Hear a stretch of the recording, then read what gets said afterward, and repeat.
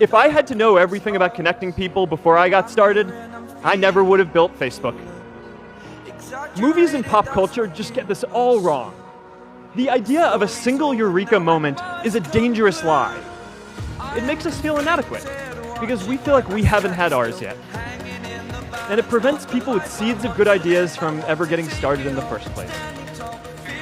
Oh, and you know what else movies get wrong about innovation? No one writes math formulas on glass, okay? All right, that's not a thing, okay? It's really good to be idealistic, but be prepared to be misunderstood. Anyone working on a big vision is going to get called crazy, even if you end up right. Anyone taking on a complex problem is going to get blamed for not fully understanding it, even though it's impossible to know everything up front. Anyone taking initiative will always get criticized for moving too fast, because there's always someone who wants to slow you down. In our society, we often don't take on big things because we're so afraid of making mistakes that we ignore all the things wrong today if we do nothing. The reality is, anything we do today is going to have some issues in the future. But that can't stop us from getting started. So what are we waiting for? It is time for our generation-defining great works. How about stopping climate change before we destroy the planet and getting millions of people involved, manufacturing and installing solar panels? How about curing all diseases and getting people involved by asking volunteers to share their health data, track their health data, and share their genomes? You know, today, our society spends more than 50 times as much treating people who are sick as we invest in finding cures so people don't get sick in the first place. It makes no sense. We can fix this. How about modernizing democracy so everyone can vote online? And how about personalizing education so everyone can learn? These achievements are all within our reach. Let's do them all in a way that gives everyone in our society a role. Let's do big things, not just to create progress, but to create purpose.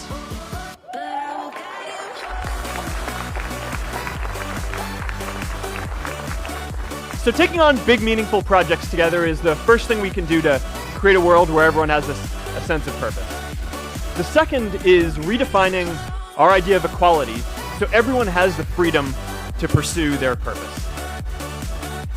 Now, many of our parents had stable jobs throughout their careers, but in our generation, we're all a little entrepreneurial, whether we're starting our own projects or finding our role in another one. And, you know, that's great, because our culture of entrepreneurship is how we create so much progress. An entrepreneurial culture thrives when it is easy to try lots of new ideas. Facebook wasn't the first thing I built. I also built chat systems and games, study tools and music players, and I'm not alone. J.K. Rowling got rejected 12 times before she finally wrote and published Harry Potter. Even Beyoncé had to make hundreds of songs to get Halo. The greatest successes come from having the freedom to fail. Now, today, we have a level of wealth inequality that hurts everyone.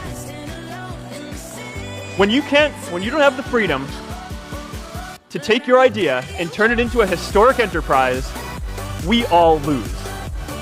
And right now, today, our society is way over-indexed on rewarding people when they're successful, and we don't do nearly enough to make sure that everyone can take lots of different shots. Now, let's face it, there is something wrong with our system when I can leave here and make billions of dollars in 10 years, while millions of students can't even afford to pay off their loans, let alone start a business.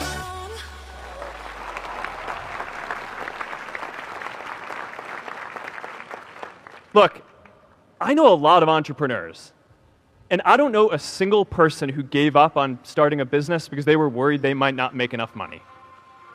But I know too many people who haven't had the chance to pursue their dreams because they didn't have a cushion to fall back on if they failed.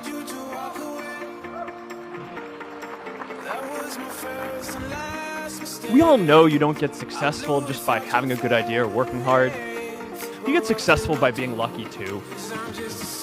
If I had to support my family growing up instead of having the time to learn how to code, if I didn't know that I was going to be fine if Facebook didn't work out, then I wouldn't be standing up here today. And if we're honest, we all know how much luck we've had to get to this point in our lives. Every generation expands its definition of equality. Previous generations fought for the vote and civil rights.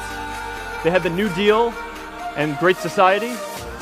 And now it's time for our generation to define a new social contract.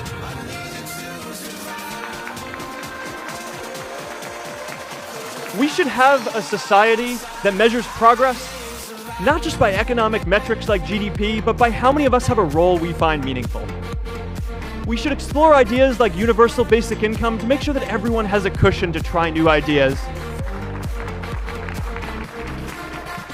We're all going to change jobs and roles many times, so we need affordable childcare to get to work and healthcare that's not tied to just one employer.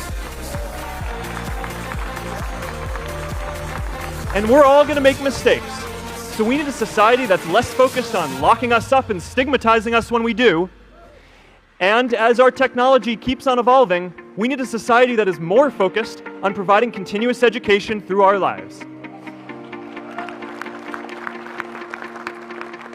And yes, giving everyone the freedom to pursue purpose isn't going to be free. People like me should pay for it. And a lot of you are going to do really well, and you should too.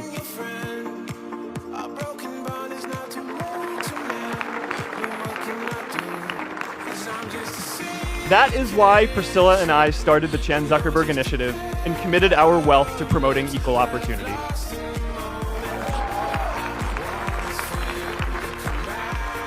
These are the values of our whole generation. It was never a question of if we were going to do this. The only question was when. Millennials are already one of the most charitable generations in history.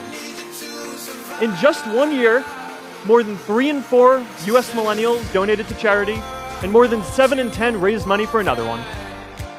But it's not just about giving money.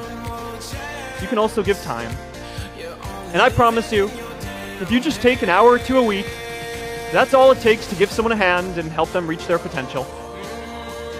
Now, maybe you're thinking, that's a lot of time. I'm not sure if I have that much time. I used to think that.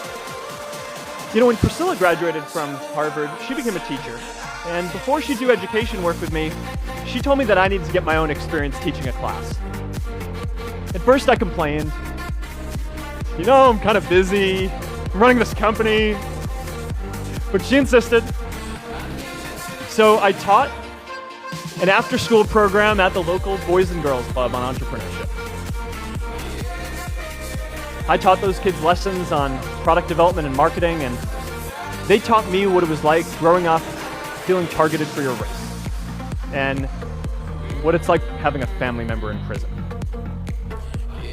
I shared stories of my time in school, and they shared their hope that one day they would get to go to college too. For 5 years, I've had dinner with those students every month. One of them even threw Priscilla and me our first baby shower. And next year, they're going to college. Every one of them, first generation in their families. We can all make time to give someone a hand. Let's give everyone the freedom to pursue purpose, not just because it's the right thing to do, but because when more people can turn their dreams into something great, we are all better for it.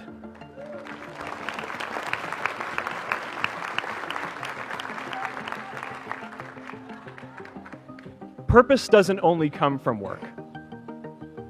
The third way we can create a sense of purpose for everyone is by building community. And in our generation, when we say purpose for everyone, we mean everyone in the world. Now, quick show of hands. How many of you here are from another country? All right, now keep your hands up. How many of you are friends with one of these folks? Now we're talking. See, we have grown up connected. In a recent survey of millennials around the world, asking what most defines our identity, the most popular answer wasn't nationality, ethnicity, or religion. It was citizen of the world. That's a big deal. Every generation expands the circle of people we consider one of us.